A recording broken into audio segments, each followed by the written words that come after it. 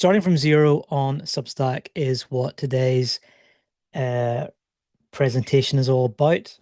Um, Before we begin, I say this every time, but just make sure your mics are switched off. I think they probably are at this point, but keep them switched off if you can for now.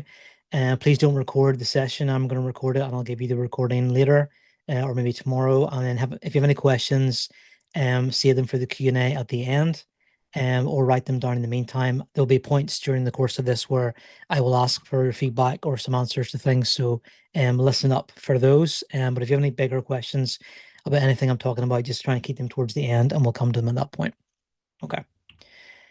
So why I'm doing this today, pretty simple. I hear the same things from people over and over on Substack. They're not growing in the way that they expect, and they have no idea how or when to make money from Substack. They're not sure what they're even supposed to write about sometimes. And they're watching other people build really big audiences and generate money and do really well on the platform while they feel like they're still going around in circles a lot.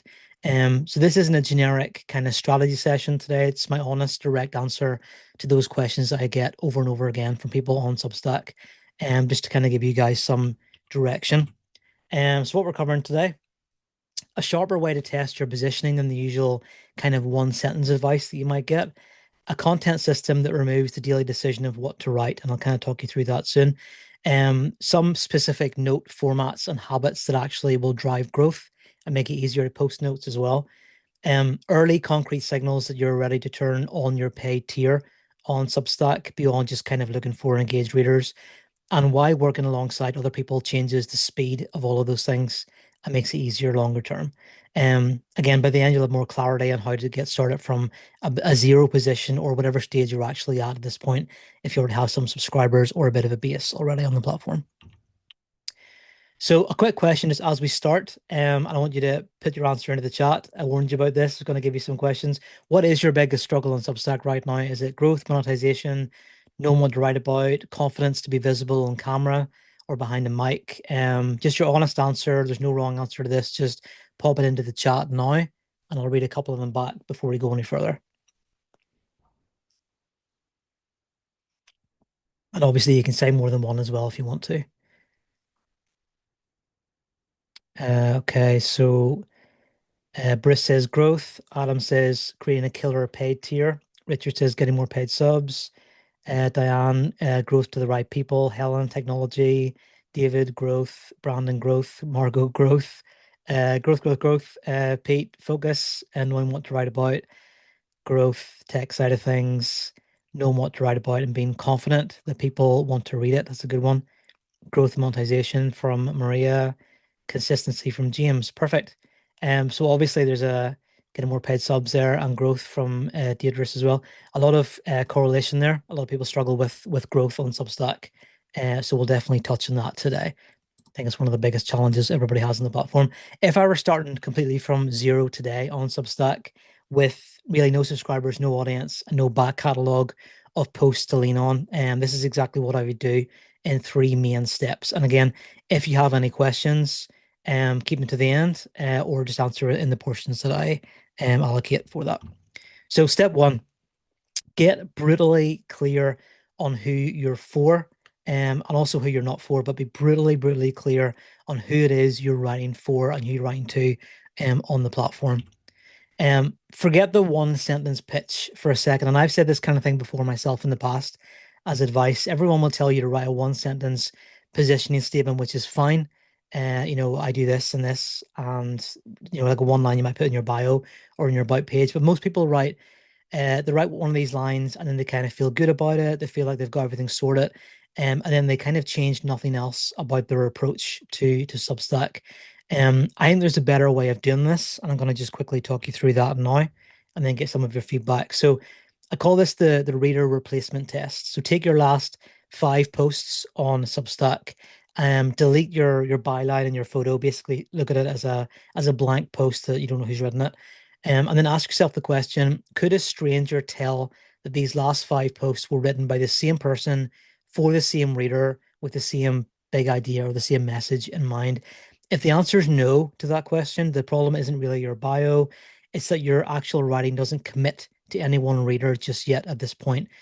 So again, really quick, take your last 5 posts. You can do this in your own time as well later. And then could a stranger tell if they're written by the same person for the same reader with the same core message or the same big idea in mind? A better way to, or a sharper way to position yourself on Substack, instead of just saying, I write about X for people who like X, I don't mean the platform X, I just mean, whatever it is you write about. Try something more specific. So I help specific person who's currently stuck at specific frustration reach a specific outcome. So an example for this might be I help freelance designers who keep underpricing out of fear of losing a client, gain the confidence to charge properly for what they work for the work. So that's obviously a bit of a longer mouthful to that, but you get the idea. And there's a specific person you're running for. So in this case, it's freelance designers who currently have a problem, which is they're underpricing out of fear of losing clients. And the outcome that they will achieve is that they will gain the confidence to charge properly for what they're actually worth. So a specific outcome for a specific person who has a specific challenge. All three of those things, not just one of them, all three working together is a really good way to position yourself. So anybody can do this now. You can take those three components, put them together, and that will give you a much better idea of who it is you're writing for on the platform. This can go into your bio on Substack and go into your about page. You can go into a note, into an article as the basis of what you want to talk about. But trust me when I say it's a really, really powerful way of staying on track and staying on message for who you're actually writing for on the platform. Um, and you can also use this process too. So the audit method, don't just guess who you're positioning, or don't just guess where your positioning actually is from scratch. Go out and find it using your actual content. So go to your Substack homepage, pull your top 3 performing posts by opens or engagement. Substack will automatically put those towards the top. And from whatever you've got so far, you might only have like 10 posts at this point, maybe even less, but pick your top 3 posts that got the most traction and ask yourself the question, what do all of these posts have in common? So what's the through line that runs through all of these posts together? And that overlap, whatever it is, overlaps between those posts is usually closer to your real positioning than anything you just invent if you just sat down and try to write it down cold. So use this as a way to kind of frame that initial part about the 3 sections. Look what your posts have in common, try and identify those things, and then try and put that framework together for what your ideal reader is, excuse me, and who you're actually trying to write for. So I want you guys to try this right now, really quick. So again, put this into the chat. The specific person that you're writing for, the specific challenge that that person has or the obstacle, and the specific outcome that you help them achieve. I know this is not going to be something you can do in 2 seconds, so take a minute to think about this and write this down whenever you're ready. Not the perfect version of it. It's not going to be perfect, but just the first honest attempt off the top of your head, the person you're writing for, their challenge that they're going through, and the specific outcome that you help them achieve. An example of this, again, going back to that, is I help freelance designers who keep underpricing out of fear of losing a client, gain the confidence to charge properly for what their work, for their work. I might say for me, I help creative entrepreneurs or writers or creators who are stuck on a strategy, they're not sure what direction to take, gain some clarity and direction, and know what next steps to take towards growth and monetization on Substack and beyond. So pop that into the chat now. I'll read a couple back. I know that's not something you come up with easily. I apologize. It's a more difficult question. But the specific person you write for, the specific challenge that they have, and the specific outcome that you help them achieve on Substack. Okay. Let's see what we've got. So Mary Beth says the specific person is caregivers. The challenge that they have is burnout, and the outcome is to feel seen, to feel calm, seen, and relaxed. That's really good. Because I know that if you are a caregiver, that is something you will struggle to probably to get on your own. So having someone help you with that is great. Okay, a few more starting to come in now. Like London buses. James says, helping people deal with procrastination and follow me step by step as I try to build a business. Okay, that's good. Helping people deal with procrastination. Phil says, I help creative entrepreneurs who are regularly distracted focus on creating meaningful work every day. That's a great one, Phil. Very, very clear. I love that. Diane says, I write for women at the crossroads. Um, use the power of their voices and story to be seen, heard, understood, and listened to. Excellent. So clear as well. Marco says, I help founders, writers, and entrepreneurs with clearer messaging so they can improve their chance of success in the market. These are really good, guys. They're so clear and so actionable, and it's so obvious who you're writing for, which is great. And what I would challenge you guys to do, just from reading back through those, is, um, I'll read yours in a second, Linda. Can you be even more specific about who, for instance, with Marco, what type of founder are you talking about? What type of writer? What type of entrepreneur? Um, for Diane, right for women at the crossroads. So, can you be more specific about that? So, maybe the age range and maybe the kind of stage of life that they're in, that kind of thing. Phil says help creative entrepreneurs. Again, can you be more specific about the demographics you write for, with age, maybe even gender for a certain gender as well, which is totally legitimate. Um, yeah, just that kind of thing. So if you can take what you've already written and kind of narrow it down even more and make it really specific. I know that we feel like sometimes if we niche down too much, there's a danger we're closing the door to people, but I think it actually helps us reach more of the right kind of people for our writing. Linda says to help women and mothers who feel overwhelmed, sorry, and behind understand this new world of alt. Is that AI or is that alt? Through the eyes of Mother Nature, so they feel grounded and prepared for 2030. Brilliant. Danielle, for overthinkers who crave a calmer, more intentional life, I share simple systems, honest reflections that make everyday life feel easier. So good. Maria, by sharing my own example, my own experiences, sorry, written through a spiritual lens, I write to anyone who is missing that grounding um, element in their lives, hoping it might spark in them the desire to find it for themselves. Lovely. I'll read a couple more. Peter, writers, they don't trust their life material, help them identify and structure their stories. Work in progress. Brilliant. AI, Linda, thanks for clarifying that. And then Brandon, allies and members of the LGBTQ plus community who enjoy humor and like to cook, teaching, cooking, baking while providing humor joy. Brilliant. Brandon, my specific, or Richard, sorry, my specific audience is well-to-do women who are Francophiles, aged 45 to 75. Not sure the other things, but that is very specific, Richard, which is great. Perfect. Okay. As you can see, I think you guys have a really good understanding of who you're writing for, and you can always narrow it slightly more in different ways, but it's great to see that you know, at least broadly who you're targeting with your Substack publication. Okay, so step two, build a system, not a content schedule. The problem with content schedules is most content schedules fail for one main reason. They ask you to decide what to write fresh every single time. And that decision fatigue is why a lot of people stall out by maybe like month three on Substack, for instance. What I mean by a content schedule as well is that you would say to yourself, I'm going to publish a post every Thursday on Substack. So I have to write from like Monday and Tuesday onwards and decide exactly what I'm going to do because I have to hit that Thursday deadline. That's kind of your content schedule that you're trying to stick to. And I'm not saying don't have a schedule, don't have a plan. But if you're just kind of aiming for that timing every week, it can get very, very difficult to stick to that, and you can burn out very, very easily sometimes from doing that. And I speak from experience of that as well.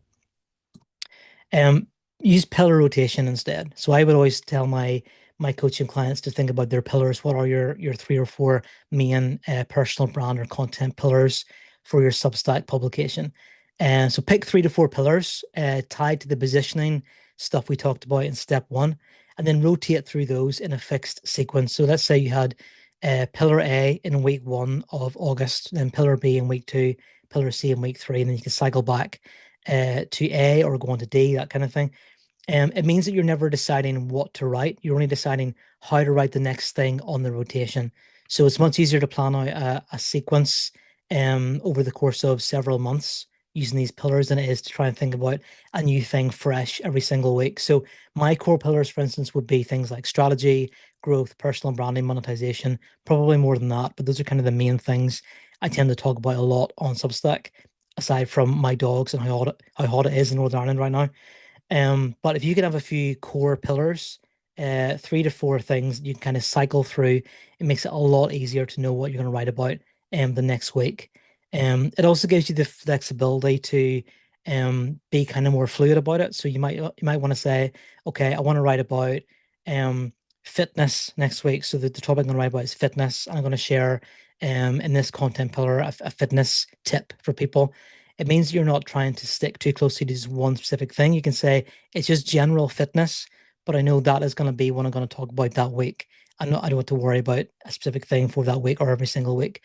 You can give yourself a bit of a break as well. I know that I have coaching clients who have multiple pillars that they write about. I know that if you wrote about the same thing every single week, it would get quite probably quite tiring for you, quite tiring for your readers as well, if you're just seeing the same thing popping into your inbox. I think if you can freshen things up with pillars, it makes it a lot easier and kind of rotate through those. That works quite well. Let me take a drink for a second. Posts and notes aren't the same tools, so I want to talk a little bit about the difference between posts and notes. So your posts will build depth with your readers. So that's where someone will actually become a reader, not just a passing scroller. Who comes across your stuff on Substack. They'll get to know you as a person. They'll get to understand your message on a deeper level, and they will connect with what you're trying to say. And they'll be more keyed into what you maybe want to offer them further down the line. Whenever you do have a paid offer in place and you want to launch that, your posts that build depth will build that loyalty with your readers that will make them more inclined to want to support you. Notes do something, I think, completely different. They can build depth on some levels, but I think what notes primarily do for you on Substack is discovery. So they're not just mini posts, they're a discovery mechanism. The way a total stranger who has never heard of you can end up in your world in the first place. They can see a note on the Substack feed, go to your profile, see a few of your other notes that you posted for visibility, and then decide, okay, I want to subscribe to this person and read more of their stuff going forward.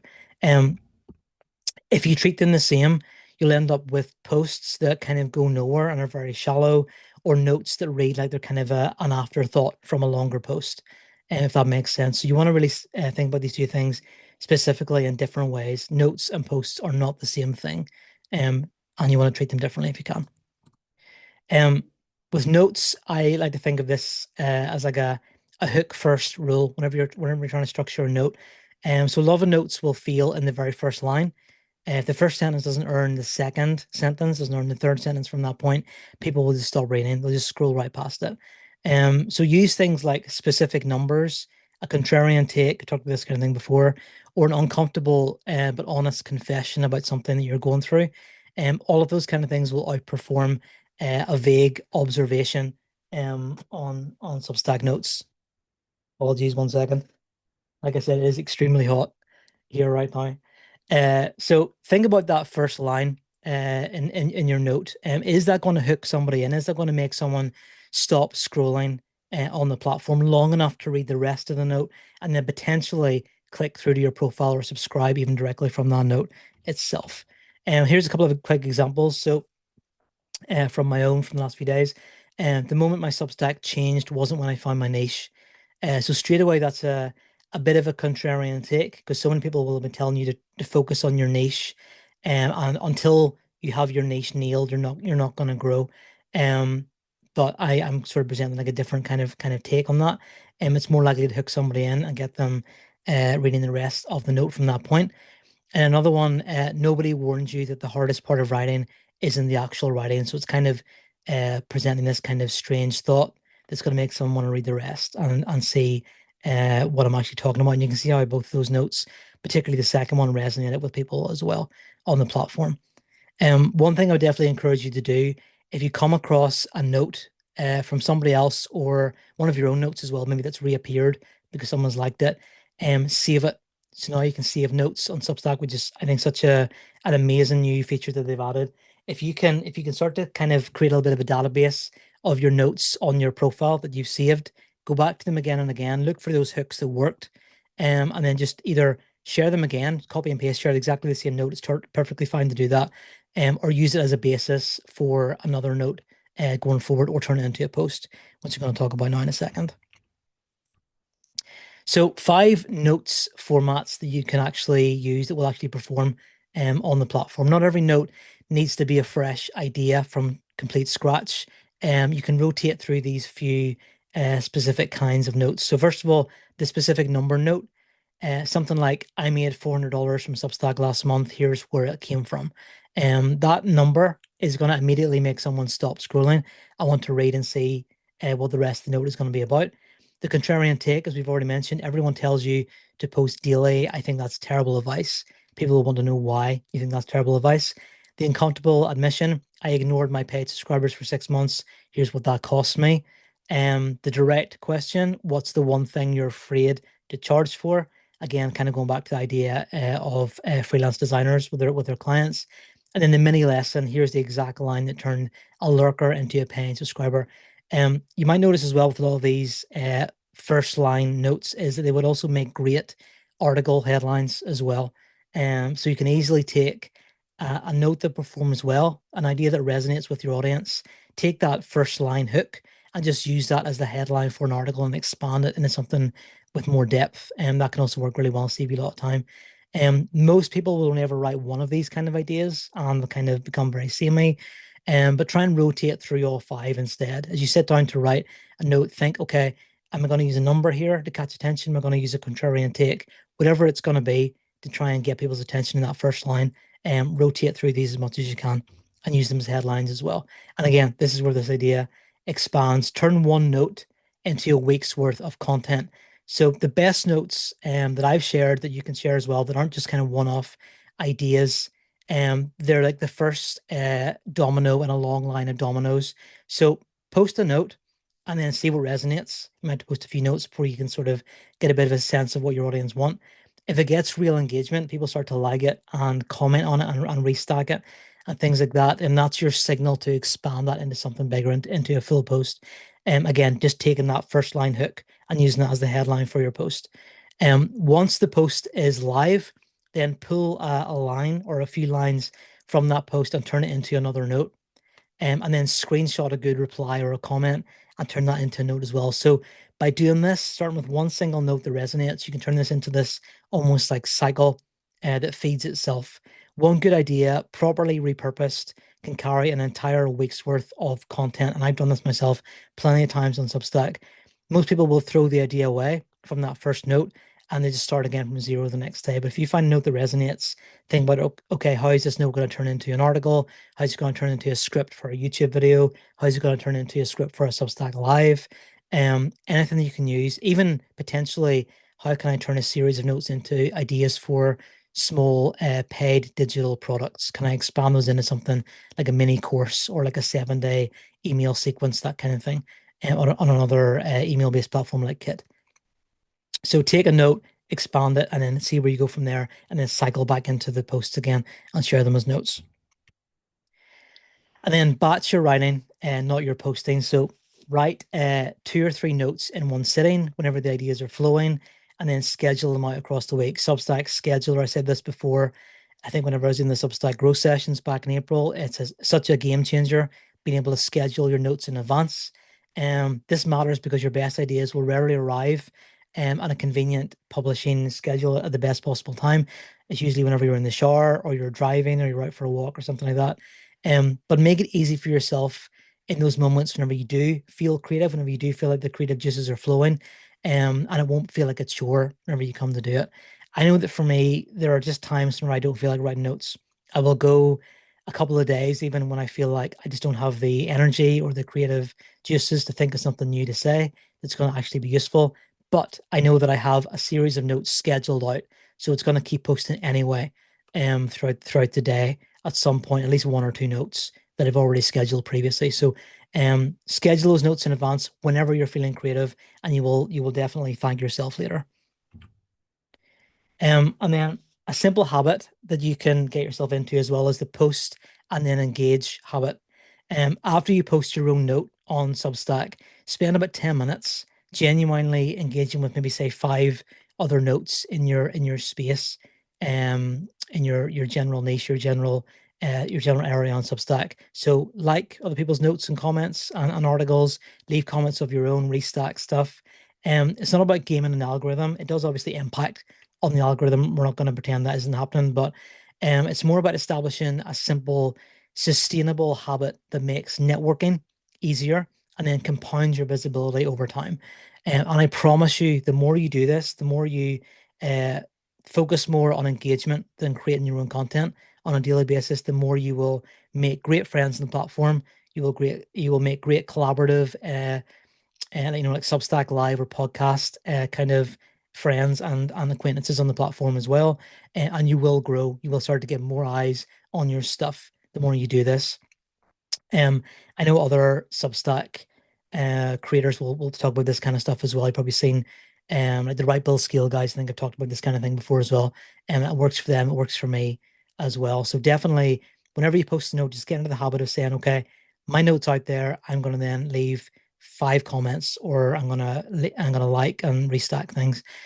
And the thing about this is, as well as whenever you have left your own comment or left your own note, sorry, and then you do a bunch of engaging with other people's stuff, whenever they come back to your profile, they see that you're active right now in the moment. They don't see a Substack profile that's kind of stagnant, that's not really doing anything. They'll see that you're on the platform right now. You're probably more likely to reply to their stuff. So then they're more likely to leave comments on your things then as well, because they want to get that bit of engagement too. So one note and then 5 engagement signals after that. And then I keep thinking there's a chat opportunity coming here so I can like wipe my face down.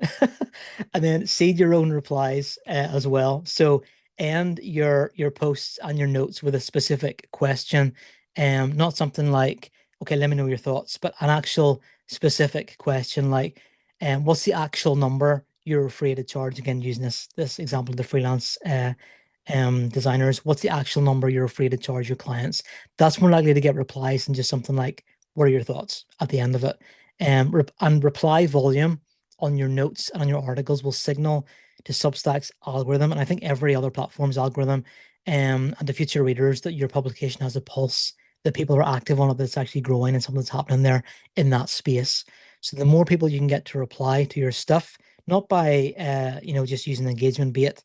If you go onto something like Twitter, people will just post ridiculous things designed to get you angry and comment on stuff on Substack, because this is more of a, I think, I don't know, positive, a lot of positive vibes on the platform, and you're more likely to have a nice, positive conversation with somebody. So, try and create those signals, ask people specific questions off the back of your content, and try and get them to engage as much as you can. And then, really, really importantly as well, when they engage on your stuff, reply to their comments. Reply to their notes, comments, reply to their article comments in particular. If they restack something of yours, reply underneath that restack and thank them for doing that. And even if you want to go one step further than that, if somebody leaves a comment, send them a direct message after it as well. Start a lot of direct message conversations with people. You might think that it's not a big deal, but it's a great opportunity. It's a great door that's just opened to start a genuine online connection with that person. So take those chances whenever they come along. Okay, a chance for me to pause for a second, and I want you guys to leave some just very simple comments in the chat. Are you currently posting notes daily, a few times a week, or rarely? What is your cadence like right now? So just pop that into the chat. Is it daily, a few times a week? Is it rarely? And we'll reply to a couple of those in a second.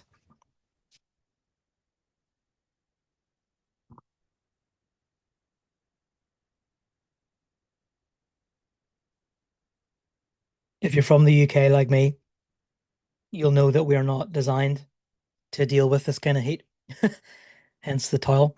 We have brick buildings that don't let the heat out, and no AC, so hence the heat. Whew, okay.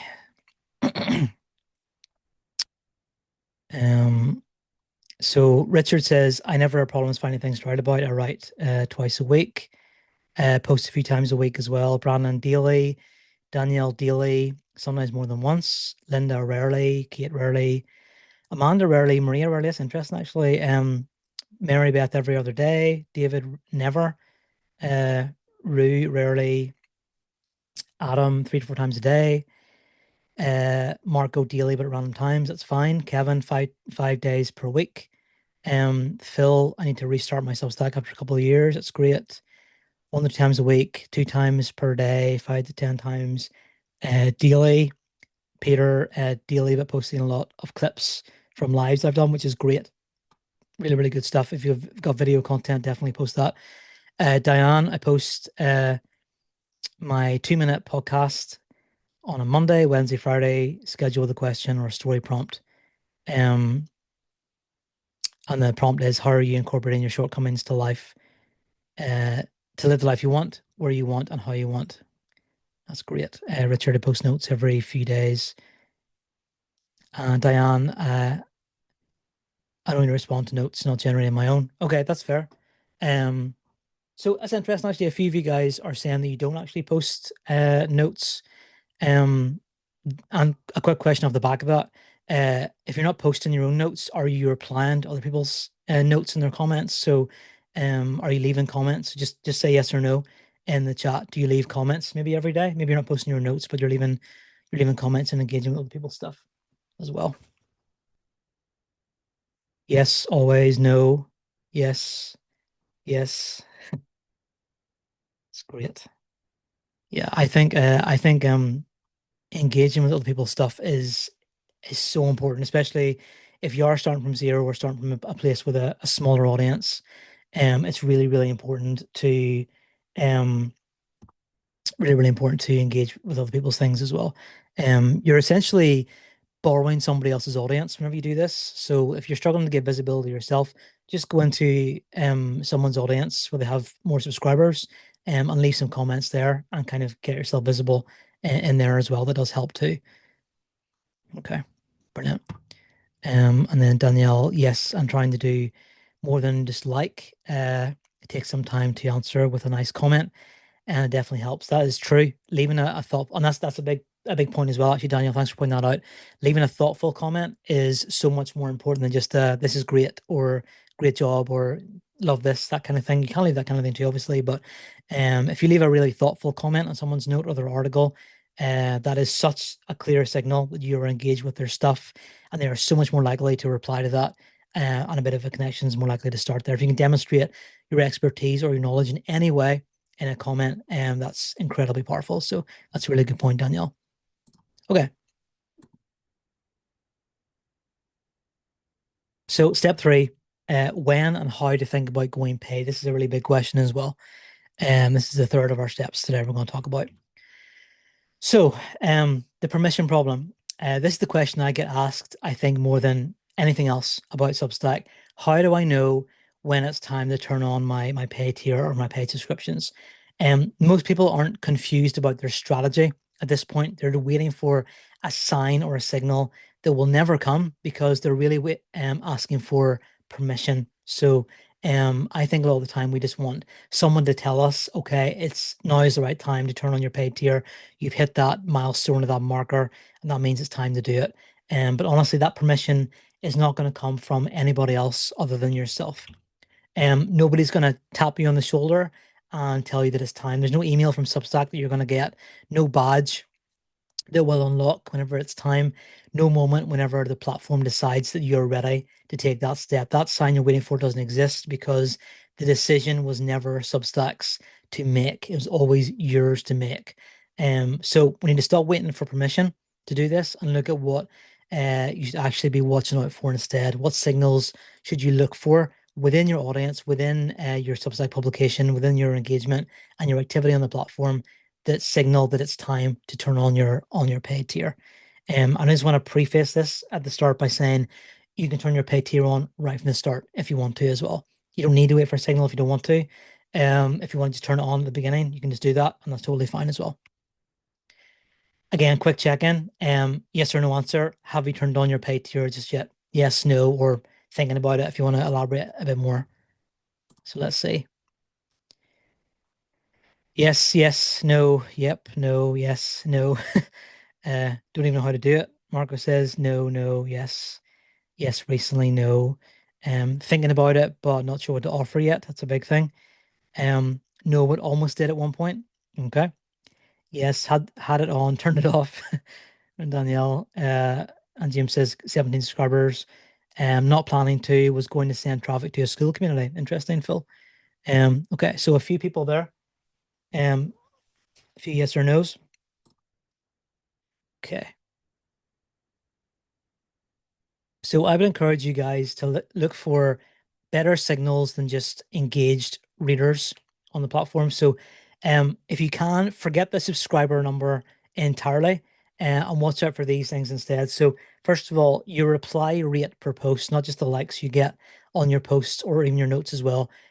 Is that reply rate climbing and is it deepening as well? So are people writing um, longer comments on your stuff? Are they writing deeper comments? Are the same people coming back again and again and engaging with your stuff on the platform? Are people sharing or saving specific, can't say that word, posts or notes of yours on Substack? Can you see that they're restacking it? Are they telling you that they're saving your stuff? Can you see that they have shared it later? So they've clearly saved it. Um, and a really big one, have you ever had a direct message from somebody asking, have you got a paid option or what's the next step from your free tier? The third one is especially important because if someone's asked you that question, it means you're already overdue to turn your paid tier on or have some sort of paid offer off the back of that. That's obviously a really, really clear signal that you can get. You can also get this kind of signal off the back of having a paid tier. Someone might say, okay, I'm in your paid audience. What comes after this? So have you got like any kind of one-to-one option? Do you offer coaching? Have you got another community somewhere else? That kind of thing. Look out for those super clear signals because whenever you get those, you'll know that it is time to take that next step. So look for reply rates increasing or deepening. Are people sharing your stuff? And are they asking questions about what is next off the back of your free content? Um, there's a mistake that I think almost everyone makes, which is treating their paid content as just the same stuff, but more of it.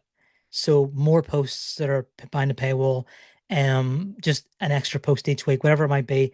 More posts behind a paywall isn't a real reason often for someone to upgrade. They want a different kind of access to you and to your publication. So have you got a community? Have you got a way of having direct input into what they create? As in, can you do like an audit or a one-to-one?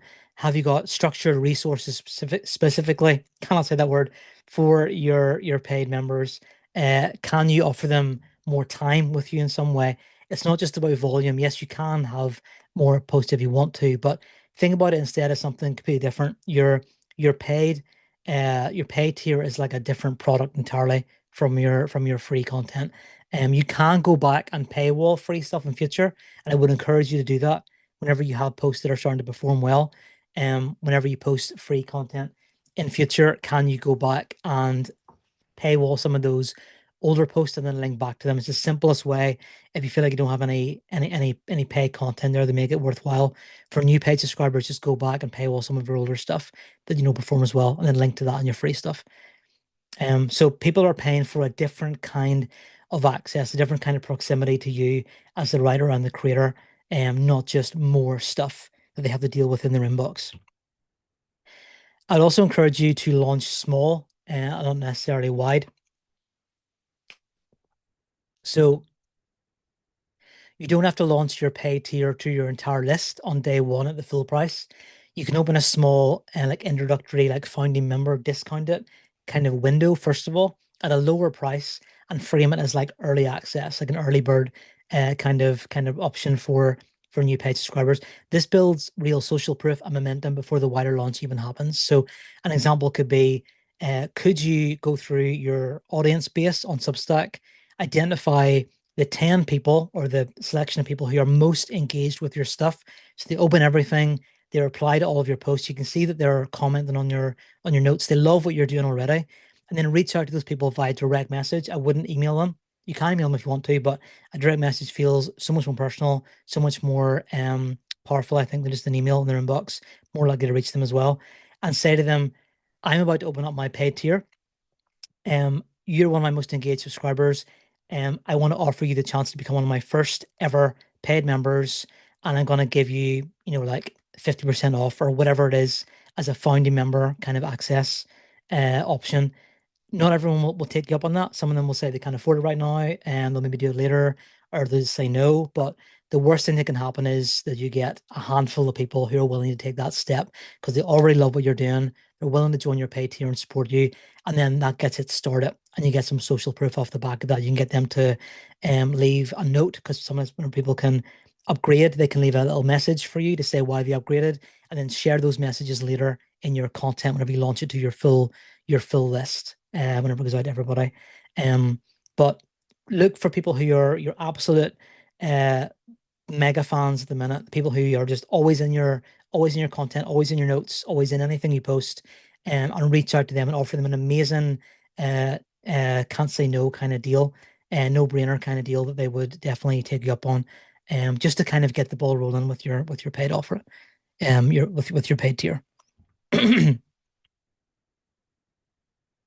Okay. And again, I'm sure you have questions about that. We'll come back to that very, very soon. But step forward, this is kind of the last part. Why it gets easier whenever you're not doing everything on your own on Substack. The actual cost of building everything solo, everything we covered today, the positioning kind of tests that we talked about at the start, the content systems to make it easier, knowing whenever you're ready to actually turn on your paid tier, none of it is that complicated on paper. It seems quite straightforward to do. It's rarely a lack of ideas, it's rarely a lack of ambition. Most solo creators have plenty of ideas about all three of those things bouncing around. I'm sure you guys have lots of different approaches that you want to try, that you want to take on Substack. What's missing is someone to tell you which of those ideas are actually worth going after and which ones are just, and I put this in bold, comfortable avoidance dressed up as a strategy. And Richard, I'll come back to you in a second, if that's okay. So which of those things that you're doing right now on your own are just comfortable avoidance dressed up as a strategy, things you're kind of doing to procrastinate from actually taking your next step. A lot of the time as creators, we think we're doing a lot of things that are moving the needle, but we're not actually doing enough of the right things, and we need somebody else there who has eyes on what it is what it is we're doing, so we can take that next step in the right way. What I see constantly whenever I'm coaching people, the clients who move fastest are almost never the ones who are necessarily already the best equipped or the most ambitious. I don't think that has an awful lot to do with it. They're the ones who stopped making every decision on their own in a vacuum in their own head and started checking their thinking against somebody else's. And I would add to that, when I say somebody else, I don't mean ChatGPT or Claude. Yes, you can bounce ideas back and forth off AI, but I think there is no substitute for talking to another human in an online setting or in real life if you can, and bouncing ideas back and forth there. Excuse me. Um, Nothing is more powerful than that. So an example, you might want to figure out your positioning, your engagement approach, your paid offer, your long-term targets. All of that kind of stuff is so much easier when you're having a conversation with other people in a group. This works practically because whenever you're alone, if you miss a week posting something or whatever it is your target is, nobody else other than you is going to notice that realistically. But whenever other people know what you're working on, missing a week means that you show up to a session with nothing to talk about, nothing to say. And people will know then that that's the case. Not to guilt you in any way, but just to kind of hold you accountable and keep you on the right track, keep you moving. And that alone is often the entire difference between finishing a project or finishing a book, in my case, as a creator, finishing, fleshing out your Substack publication or your offer, whatever it might be, and not getting that stuff done. And it's so powerful whenever you have other people around you doing that. So velocity, I'm just going to quickly mention this, and then we'll come to the Q&A portion. Velocity is the 12-month group coaching program that I'm about to launch. And you probably see me talking about this in Substack notes and in email form as well. And it's built around everything that we've just covered so far in this session. It involves a weekly live session, real accountability from other people who are building the same kind of stuff that you are, direct guidance from me, from other people as well. As I said, people building alongside you in the same space. It's not just a course that you do in your own time, in your own space. You work with other people, and you have that momentum and that accountability.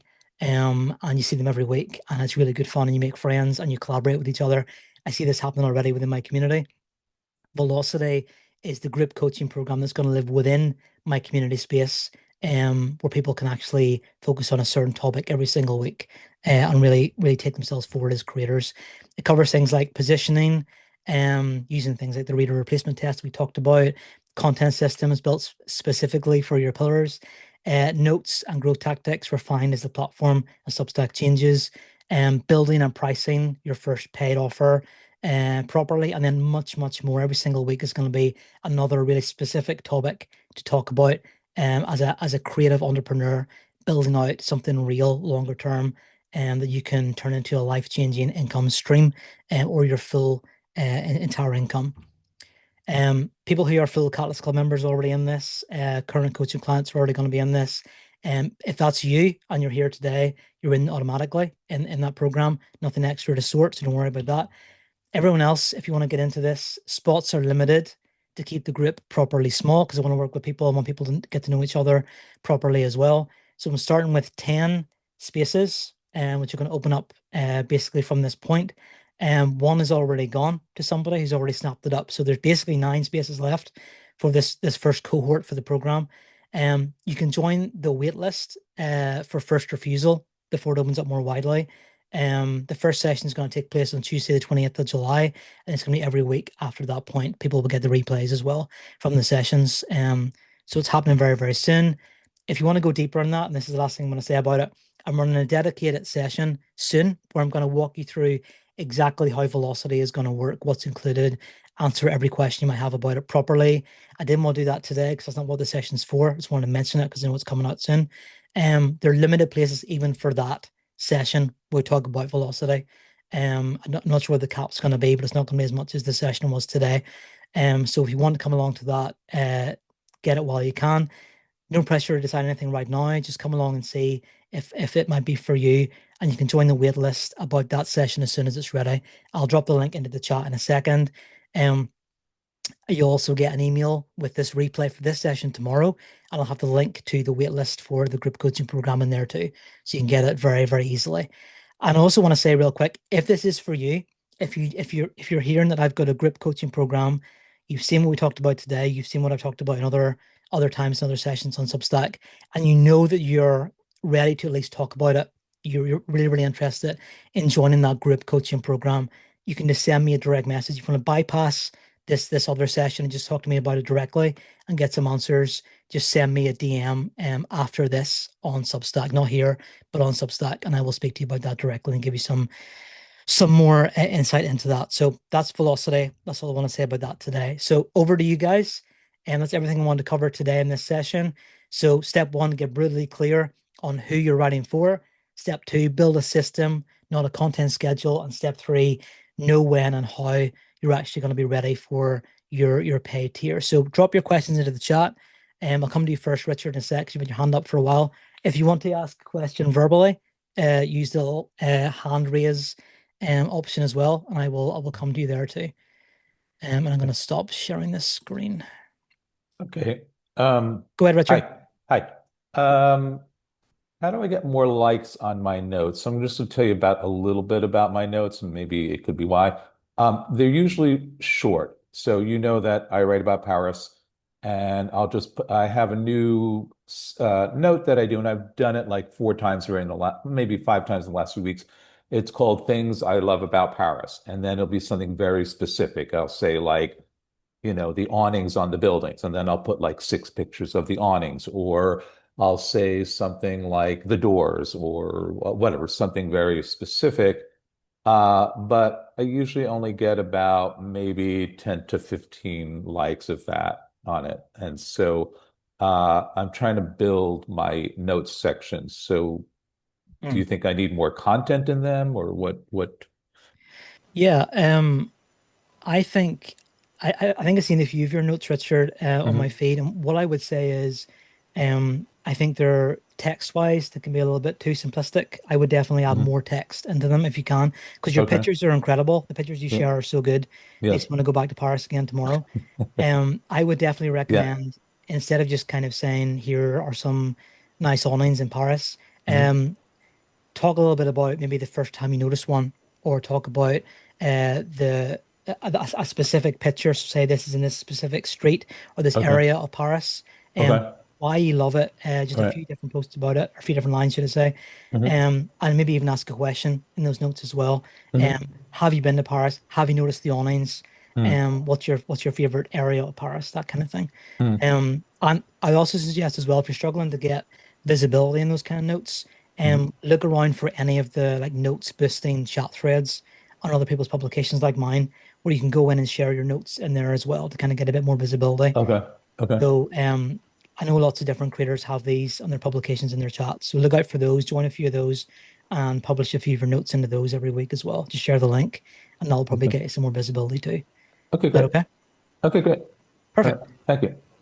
No problem. Um, okay, Maria, go ahead.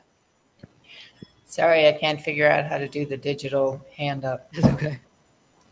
This is kind of an arbitrary question considering I only have 42 subscribers. I had one person asked if there was a way to support me financially. Of course, that was my brother. So I set up a donation or a tips jar. I admit, here's my question. I was really off put by the sales tax and the VAT tax issue. Okay. Um, how cumbersome is that? Like if you actually grow and explode. And it kept me from just putting on paid subscriptions if people wanted to do that from the get-go. It seemed ridiculous for 42 subscribers, Hmm. to go to the state of Wisconsin and get a sales tax number and all that stuff. Yeah. Okay, that's interesting actually.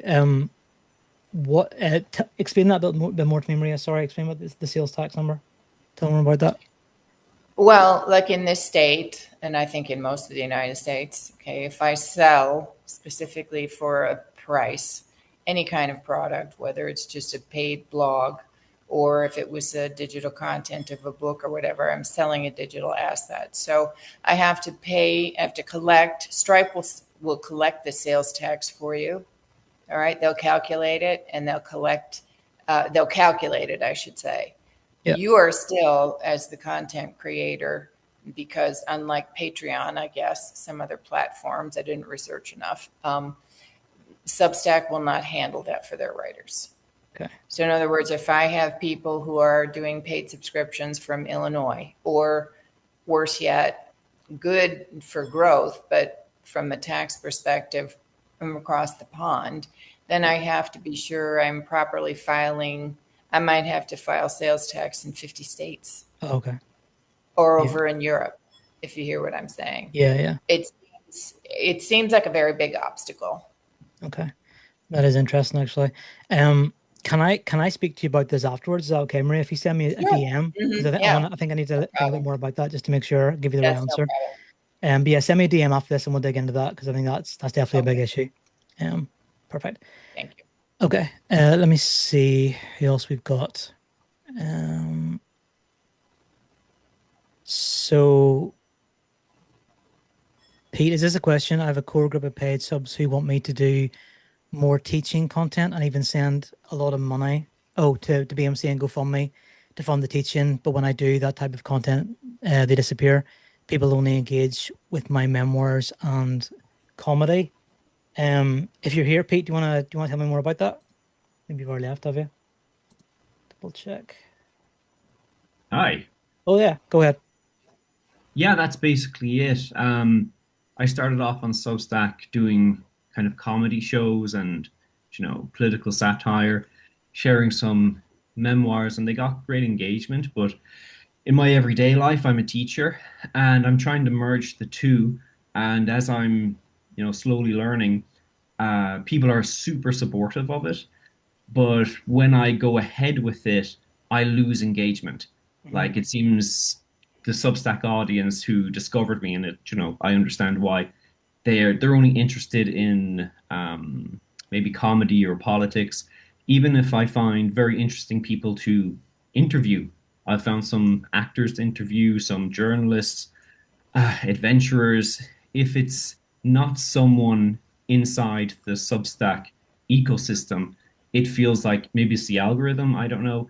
Nobody's interested in it. Whereas on YouTube, it'll do quite well. So I think that's maybe two things I said there. Sorry, but if you don't understand, you can ask me another question. You're okay. So whenever you're sending the links to these things like the GoFundMe, is that within an article or is that like in a note?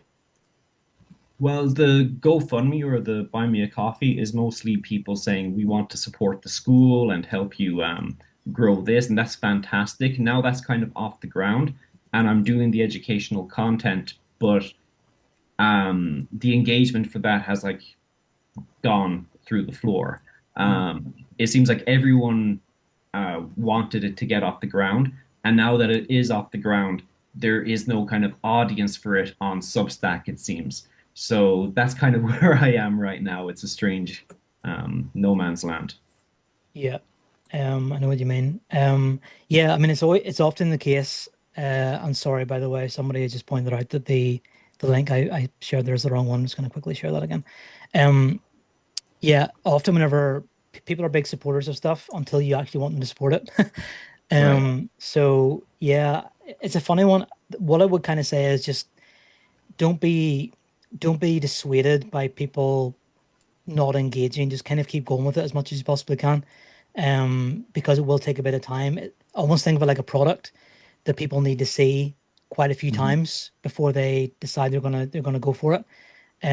Don't feel like you're annoying people if you've kind of shared this link a few times and it's going to put them off, and then let that stop you if you see engagement going down.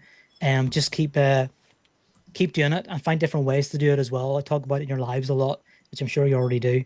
Try and get other people maybe to talk about it in their stuff as well, if that makes sense. Again, Pete, send me a message about this because I think I need to talk about this a bit more in more Okay. depth, if that's okay. Thank you. No problem. Um, Apologies. Here is the Kate's pointed out that the link was wrong, so here is the right link to in the chat now to the wait list. I'll delete the other one. Okay. Marco says, is there any recommendation regarding the length of notes? I've been playing this a lot recently, actually. Marco, I've been trying lots of different kinds of lengths. I've been doing like very, very long ones. I've been doing some that are like threads even as well, just to kind of see what happens. I think still the notes that will perform best on Substack tend to be shorter, and that's still what I see most often. If they are short, like bite-sized thoughts that people can take on board quickly, they're very shareable. They're much more likely to get a comment or two as well. Though I would say it's a good idea to kind of vary the length. So even if you put out a longer note or even like a note thread, which I've been testing recently, and it doesn't seem like it gets an awful lot of engagement, the people that actually do take the time to read that, your message is hitting home with them in a more powerful way. It's sinking in more if they're taking more time to read your stuff. So definitely vary it, but shorter notes with just a single kind of hook line and a couple of quick thoughts after that are much more likely to get shared and get more engagement, I think, on the platform, if that answers your question. Um, da, da, da, da. How often should I post an article, daily, weekly? James, if you've got even a few subscribers, I would say, well, first of all, whatever works for you. But I would say if you're talking about articles, I would say maybe once a week at most if your audience is small. If your audience gets past a certain size, if you're sort of talking it's in like four figures, start to think about maybe doing more than one post a week, I think. But one really good article a week that you put a lot of time and thought and energy into is usually enough, I think, in the beginning. So try and stick with one. Notes wise, post as many as you want, but articles, go for at least one a week. Um, Danielle, the Notes Boost chats are great. Thanks, Danielle. Adam said I got my first founding member at 48 subs, so don't let that put you off, Maria, but for anybody else as well. Just shows you can get a really good level of financial support, even from a smaller audience. Diane says I encourage annual subscriptions instead of monthly to overcome the Substack and Stripe taxes. Yes, that's a good point as well. I've done that a lot as well. So you can give like a bigger discount to your annual members and run a few um run a few discount like campaigns that focus on that more than anything else. That's really helpful too. Perfect. Maria, you said I agree with Adam and Diane, but 42 subs not being an obstacle unless I decide it is. Yeah, the tax issue is a big deal. Good to see you guys connecting. People saying thanks for being here. Um, okay. Perfect, guys. I think maybe that's all the questions. If anyone else has one you want to fire on right at the end, go ahead. Again, if you want to join the wait list for Velocity, find out more about that in that other session, you can sign up via the second link that I shared there. The first link was wrong. Let me see if I can delete that. Yeah. Yep. So just that second link that's there if you want to sign up for that second session where I talk about Velocity, the group coaching program specifically. You can sign up for that now if you haven't done so already. I'll send you the link in the email with the replay after today as well. And yeah, I think that's everything. If you have any questions that I didn't cover at the end here in the Q&A or during the actual session, feel free to send me a message after this on Substack and I will speak to you there. But thank you so much for joining me, guys. It's so good to have you here. I really appreciate this as I've been slowly melting into my chair. I really appreciate your time and your thoughts and your questions as well. You'll get the replay very soon, and I'll see you very soon on Substack. Thanks for being here. All the best. Have a great day. Bye-bye.